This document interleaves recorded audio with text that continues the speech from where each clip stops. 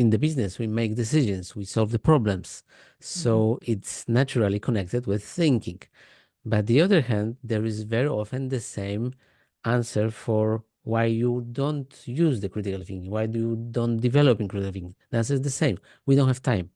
It's not about money, because in education very often they say it's about money, money for training, blah, blah, blah. But in business, they said it's not about money, it's about time. But again, what we could say, I know that your answer about education would be absolutely applicable for the business. But what would you say to the business people, for the employees, for the leaders? What would you say to them? Well, first of all, they will deny its importance when they don't understand what it is. But if you can ever get let's say people in business leaders especially, because they're the ones that influence the entire organization. So if you can get business leaders to embrace the concept, this is a starting place. And what does that mean? Well, as you've said, they have to understand that everything that you're reasoning through requires criticality at some level in business.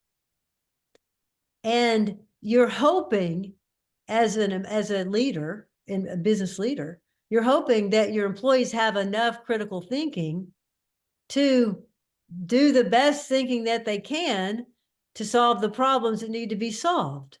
Yeah. So the business, let's say the workplace or the business world is full of reasoning. That's what you're doing. You're almost never not reasoning. Whereas if you're at home and you're lying on the couch, well, maybe you're just in some kind of imaginary world, fine. But when you're at work, you're not supposed to be just doing that. You're supposed to be thinking through this decision, asking about that problem, wondering about this problem. How's that going to influence this?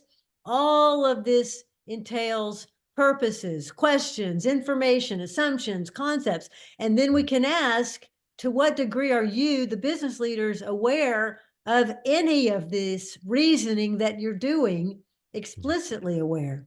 So we can go to the very concept of leadership itself. We could ask the leaders, what is your concept of leadership? How do you even think of the term leadership in terms of what makes for a good leader? And where did you get your concept? Because that concept is largely guiding the way a given leader is thinking, right? So, and that's directly related to his or her assumptions. And right, and the whole workplace can be polluted by one bad leader or two or three.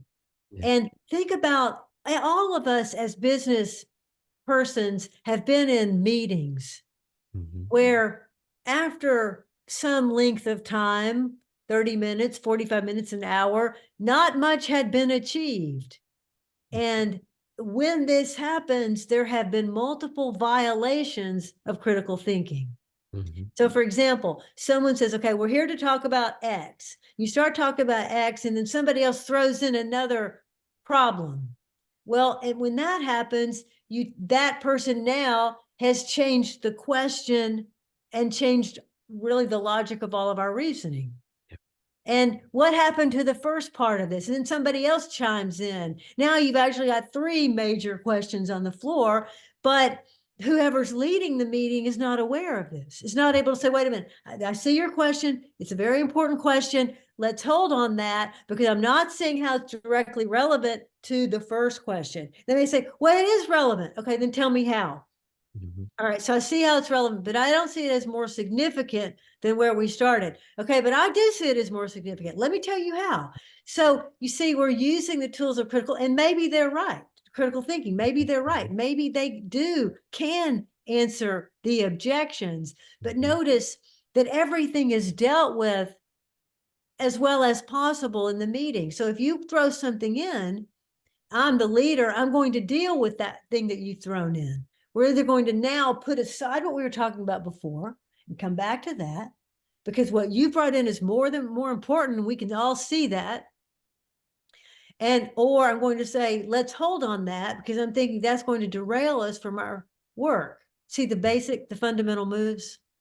And these are often just violated in meetings. And then an hour later, you realize you've wasted your time. Nothing happened. Nothing came of it. And this is why meetings get such a bad reputation. Yeah.